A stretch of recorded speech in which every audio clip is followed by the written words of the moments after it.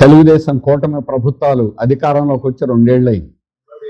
ఈ 2 ఏళ్లలో ఆంధ్రప్రదేశ్కి తీరినటువంటి నష్టం జరిగింది.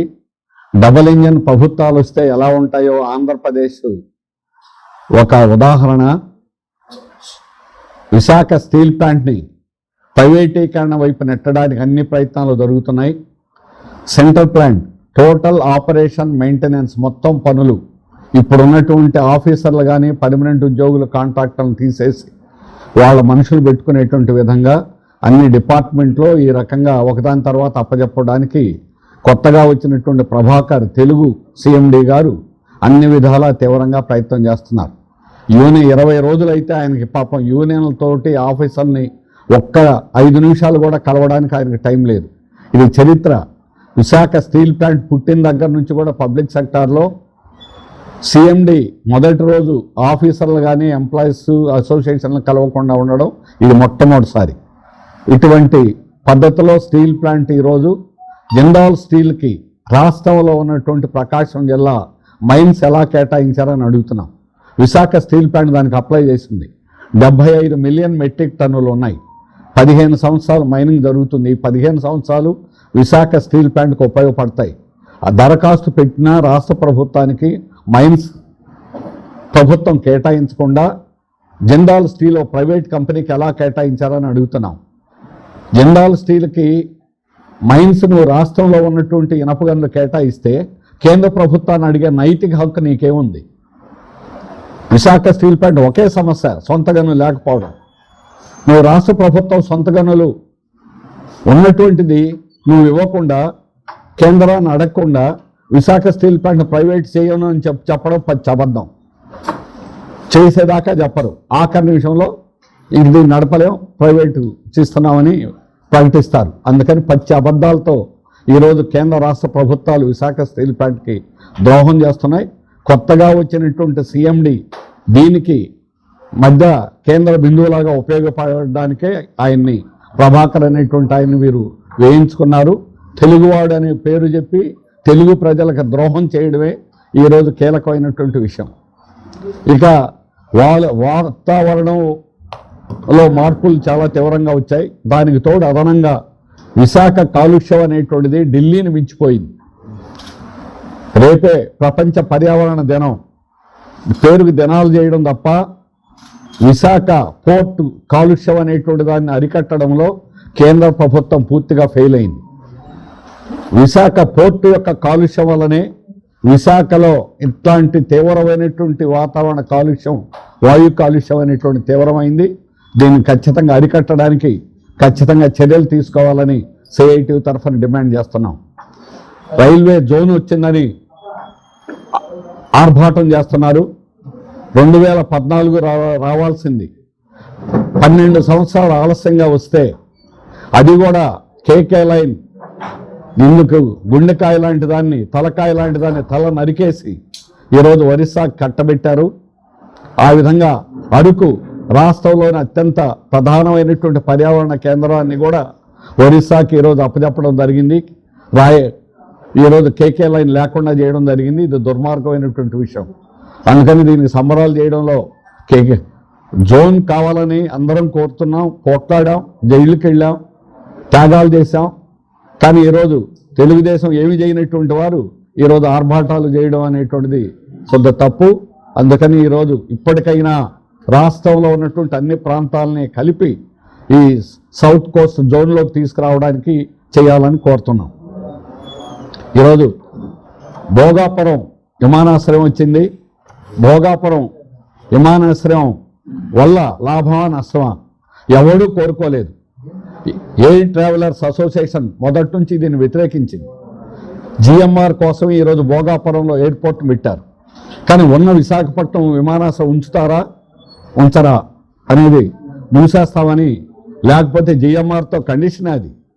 జిఎంఆర్ కోసమే ఈరోజు భోగాపురం విమానాశ్రయం వచ్చింది. ఇక్కడ ఉన్నటువంటి ప్రజలకి తీవ్రమైనటువంటి ఇబ్బందులు జరుగుతాయి. విశాఖ నడిబొడ్డులో ఇప్పుడు విమానాశ్రయం ఉంది. ఈ విమానాశ్రయానికి ఎక్కడ పట్టణంలో ఏ మూల నుంచి అయినా కూడా అరగంట లోపు, దగ్గర ప్రాంతానికి స్టీల్ ప్లాంట్ లాంటి దగ్గర నుంచి పావు గంట లోపు వెళ్ళడానికి అవకాశం ఉంది. అలాంటిది ఈరోజు 2 గంటలు 3 గంటలు అయితే కానీ భోగాపురం చేరుకోలేనటువంటి నేషనల్ హైవే ట్రాఫిక్లో వెళ్లాల్సినటువంటి పరిస్థితి అనేటువంటిది ఉంది. దీనికి రోడ్లు వేస్తాం, బీచ్లో రోడ్ ట్రాఫిక్ని తగ్గిస్తాం, ఇవన్నీ కూడా ఉత్తమ మాటలు. ఎవడు ఏమీ చేయలేరు. వాస్తవానికి ఈరోజు ప్రజలను కష్టాల్లోకి నెట్టడానికే భోగాపురం విమానాశ్రయాన్ని ఆ రకంగా చేయడం అనేటువంటిది వాళ్ళకి లాభాలు కల్పించడం కోసమే ఈరోజు ప్రభుత్వం, కేంద్ర ప్రభుత్వం భోగాపురం విమానాశ్రయాన్ని గురించి ఆర్భాటం చేస్తున్నారు. అందుకని ఆర్భాటం అనేటువంటిది కాదు, ఇప్పటికైనా విశాఖ విమానాశ్రయాన్ని డొమెస్టిక్ విమానాశ్రయంగానైనా ఉంచండి. విదేశీ ప్రయాణాలకి, ఇంటర్నేషనల్కి భోగాపురాన్ని ఉంచండి. ఇది చేసేది బీజేపీ. మళ్ళీ విష్ణుకుమార్ రాజు గారు విశాఖపట్నం విమానాశ్రయాన్ని ఉంచాలని అడుగుతున్నారు. అక్కడ చేస్తుంది ఎవరు? మీ పార్టీ కాదా? మీ పార్టీకి 2 లైన్లు ఉంటాయా? ఒకే లైన్తో మాట్లాడండి. మీరు విశాఖ విమానాశ్రయాన్ని ఉంచాలనుకుంటున్నారా, లేకపోతే మూసేయాలనుకుంటున్నారా? కేంద్ర బీజేపీ ప్రభుత్వం దీనికి సమాధానం చెప్పాలి. మీ పార్టీ సమాధానం చెప్పాలి. అందుకని ఆంధ్రప్రదేశ్ ప్రజానీకానికి అన్ని విధాలా కూడా ఈరోజు నష్టం కలిగించేటువంటి విధంగా కేంద్ర ప్రభుత్వం వ్యవహరిస్తుంది. అన్నింటికంటే కార్మిక వర్గం మీద తీవ్రమైనటువంటి భారాలు వేసేటువంటి పెట్రోల్, డీజిల్, గ్యాస్ ధరలు విపరీతంగా పెంచింది. చరిత్రలో మనం ఎప్పుడు వినలేదు. ఒక 10 రోజుల్లో 4 సార్లు ధర పెంచింది. ఈరోజు 118 రూపాయలు, 120 రూపాయల దాకా లీటరు పెట్రోల్ అమ్ముతుందనంటే సామాన్యులు ప్రయాణాలు చేయాలా వద్దా? సామాన్యుల యొక్క రవాణా జరుగుతాయి కాబట్టి భారతదేశంలో ఒక పెట్రోల్ ధరల వల్ల పెట్రోల్కి సంబంధమే కాదు, అన్ని ఆహార వస్తువుల ధరలు కూడా పెరిగాయి. 24% పెరిగిందని అంతర్జాతీయ మార్కెట్లో ఈరోజు ప్రకటించడం అనేటువంటి జరిగింది. 32% ఎరువుల ధరలు పెరిగాయి. ఈ 2 వెరసి సామాన్య ప్రజలు, రైతాంగం, కార్మిక వర్గం మీద తీవ్రమైనటువంటి భారాలు పడతాయి. 15 సంవత్సరాల నుంచి కనీస వేతనాలు అనేటువంటి రాష్ట్ర ప్రభుత్వం కార్మికులు జీతాలు పెంచాల. డిఏలు కూడా బకాయిలు 2018 నుంచి డిఏలు బకాయిలు ఉన్నాయి ఉద్యోగులకి. ఈ రోజు కూడా పూర్తిగా చెల్లించాల. ఒక్కొక్కరి 2.5 లక్షల నుంచి 3 లక్షల రూపాయలు బకాయిలు ఉంది ప్రభుత్వం. ఈరోజు అది చెల్లించకపోగా ఈరోజు కార్మికులు, సాధారణ కార్మిక వర్గానికి జీతాలు అనేది 10,000, 12,000 మాత్రమే ఉంచేటటువంటి కాంట్రాక్ట్ విధానం, కాంట్రాక్ట్ అవుట్సోర్స్ పద్ధతి చంద్రబాబు నాయుడే ఇది ప్రవేశపెట్టింది రాష్ట్రంలో. ఆ విధానం వల్ల ఈరోజు ఎంతనా చదువుకోండి, ఎంత చదువుకున్నా, పిహెచ్డీలు చేసినా, పీజీలు చేసినా వాళ్ళకి ఇచ్చే జీతం 12,000, 15,000 మాత్రమే. అతి తక్కువ జీతాలతోటి అతి ఎక్కువ లాభాలు గడించేదానికి, కార్పొరేట్లకి, అదాని అంబానీలకు కట్టబెట్టేదానికి ఈరోజు కొట్టవేయడం అనేటువంటి జరుగుతుంది. ఈరోజు ఆ వాళ్ళకి మేలు చేసేటువంటి విధంగా చెబుతున్నారు. జిందాల్ స్టీల్కి ఇస్తూ ఈరోజు ప్రభుత్వం చెబుతాం, ప్రభుత్వం వాటాట జాయింట్ వెంచర్ అని చెబుతున్నారు, పీపీపీ అని చెబుతున్నారు. ఇది పచ్చి మోసం. PPP is nothing but privatization. ఇది ప్రైవేట్ తప్ప ఇంకోటి కాదు. జిందాల్ స్టీల్ గంగవరం కూడా 11% ఉండేది. ఏమైంది ఇప్పుడు? అదానికి మొత్తం 100% కూడా అప్పచెప్పారు. ఈరోజు అట్లాగే జిందాల్ స్టీల్ కూడా పూర్తిగా ఇందులో వాటా ఉంటుంది పేరుకి, తర్వాత మొత్తం కూడా హై లెవెల్ ప్రాఫిట్ అనేది ఆదాయం, మొదటి లేయర్ ఆదాయం ఏమి ఉండదు. ఎవరు? Joint venture. ప్రభుత్వం పేరుకు మాత్రమే ఇందులో భాగస్వామిగా మైన్స్ మొత్తం వాళ్ళ ఊరికే కట్టబెట్టడానికి వాటా ఇచ్చామని చెప్తారు. తర్వాత ఈ వాటాలు కూడా వాళ్లే లాగేసుకుంటారు. రాష్ట్ర ప్రభుత్వానికి ఏమీ లేదు. మైనింగ్ అనేటువంటి రాష్ట్రంలో మైనింగ్ మాఫియా జరుగుతుంది.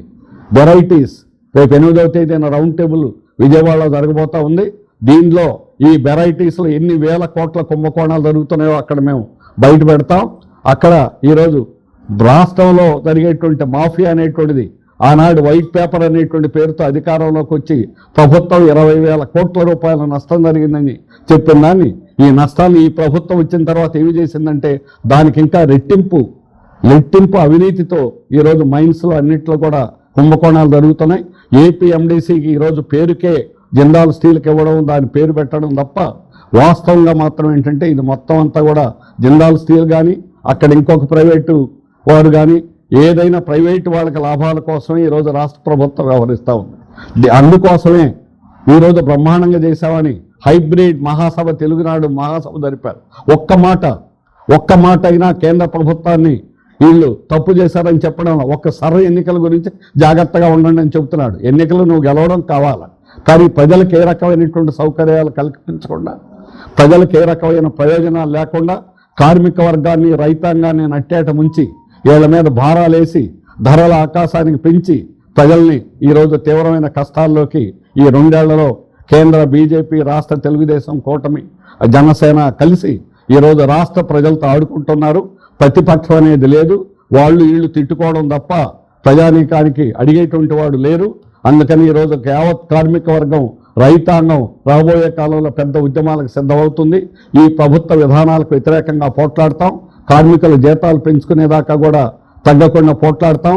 కార్మిక వర్గాన్ని పర్మనెంట్ చేయించాలని, కార్మిక వర్గానికి ఇవ్వాల్సిన యావత్ బకాయిలు ఉద్యోగులకు చెల్లించాలని సిఐటి తరఫున డిమాండ్ చేస్తున్నాం.